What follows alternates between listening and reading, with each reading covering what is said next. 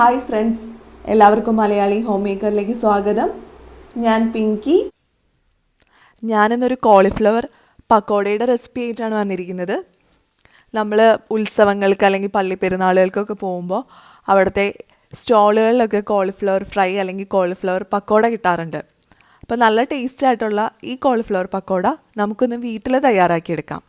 അപ്പോൾ അതെങ്ങനെയാണെന്നുള്ളതാണ് നമ്മളിന്ന് നോക്കാൻ പോകുന്നത്. അപ്പോൾ നമുക്ക് കോളിഫ്ലവർ പക്കോട തയ്യാറാക്കാം. ഇതിലേക്ക് നമുക്ക് കോളിഫ്ലവർ വേണം. ഞാനിവിടെ ഒരു മീഡിയം സൈസ് വലുപ്പത്തിലുള്ള കോളിഫ്ലവർ എടുത്തിട്ടുണ്ട്. ഇത് ചെറിയ കഷ്ണങ്ങളായി മുറിച്ചെടുത്തിട്ടുണ്ട്. ഇനി നമുക്കിത് ഉപ്പും മഞ്ഞൾപ്പൊടിയും ചേർത്ത് തിളച്ച വെള്ളത്തിൽ ഇട്ട് വെക്കണം. അപ്പോൾ അതിൽ പുഴുക്കളൊക്കെ ഉണ്ടെങ്കിൽ പോകാൻ വേണ്ടിയാണ് അങ്ങനെ ചെയ്യുന്നത്. ഇനി ഒരു ബൗൾ എടുത്തിട്ട് അതിലേക്ക് കുറച്ച് കടലമാവ് ചേർത്ത് കൊടുക്കാം. അപ്പം ഞാനിപ്പോൾ ഇവിടെ ഒരു 2 ടേബിൾ സ്പൂൺ കടലമാവ് ചേർത്തിട്ടുണ്ട്. ഇനി നമുക്കിതിലേക്ക് ഉപ്പ് ചേർക്കണം. കാശ്മീരി മുളക് പൊടിയും ചേർത്ത് കൊടുക്കണം. കാശ്മീരി മുളക് പൊടി 2 ടീസ്പൂണാണ് ചേർത്തത്. അപ്പോൾ നല്ലൊരു കളർ കിട്ടാൻ വേണ്ടിയാണ് നമ്മൾ ഈ കാശ്മീരി മുളക് പൊടി ചേർത്ത് കൊടുക്കുന്നത്. പിന്നെ ഒരു ചെറിയ എരിവും കിട്ടും കാശ്മീരി മുളക് പൊടി ചേർത്താൽ. ഇനി ഇത് നന്നായിട്ടൊന്ന് മിക്സ് ചെയ്തെടുക്കണം.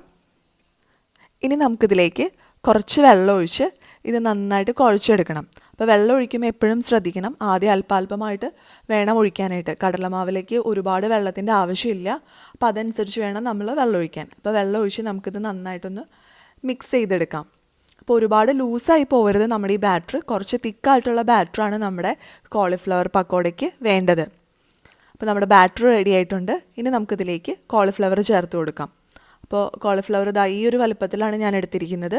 ഇനി നമുക്കിതിലേക്ക് ചേർത്ത് നന്നായി ഒന്ന് മിക്സ് ചെയ്തെടുക്കാം. അപ്പോൾ കോളിഫ്ലവറിൻ്റെ എല്ലാ ഭാഗത്തും നമ്മുടെ കടലമാവിൻ്റെ കൂട്ട് വരുന്ന രീതിയിൽ വേണം നമ്മളിത് മിക്സ് ചെയ്യാനായിട്ട്. അപ്പോൾ തീരെ ലൂസായിട്ട് പോവുകയാണെങ്കിൽ നല്ല കട്ടിയുള്ള കോട്ടിങ് നമ്മുടെ കോളിഫ്ലവറിന് കിട്ടില്ല.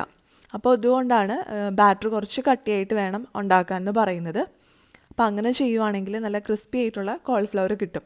ബാറ്റർ ലൂസായി പോവുകയാണെങ്കിൽ അത് അത്ര ടേസ്റ്റായിട്ട് വരില്ല.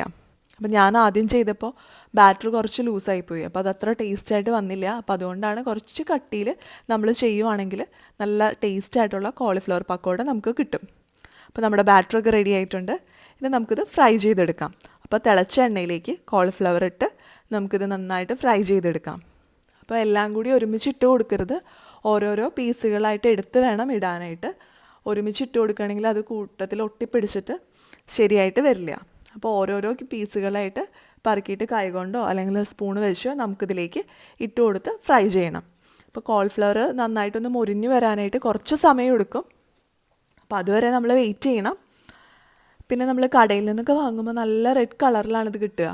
അപ്പോൾ അവരതിൽ കളറൊക്കെ ചേർത്ത് കൊടുക്കുന്നുണ്ട്. അപ്പോൾ അതുകൊണ്ടാണ് നല്ല കളറിൽ കിട്ടുന്നത്. അപ്പോൾ നമ്മളിവിടെ കളറൊന്നും ചേർത്ത് കൊടുക്കാത്തതുകൊണ്ട് ആ ഒരു റെഡ് കളർ കിട്ടില്ല. പക്ഷേ കാശ്മീരി മുളക് പൊടി നമ്മൾ ചേർത്ത് കൊടുത്തിട്ടുണ്ട്. അപ്പോൾ അതിൻ്റേതായ ഒരു കളർ ഉണ്ടാവും.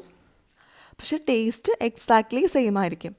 പിന്നെ ചില സ്ഥലങ്ങളിൽ ഇതിൽ മുട്ട ചേർത്ത് കൊടുക്കാറുണ്ട്. നമ്മൾ ബാറ്റർ പ്രിപ്പയർ ചെയ്യുമ്പോൾ മുട്ട ചേർത്ത് കൊടുക്കാറുണ്ട്. അപ്പോൾ അങ്ങനെ ചെയ്യുകയാണെങ്കിലും ടേസ്റ്റാണ്.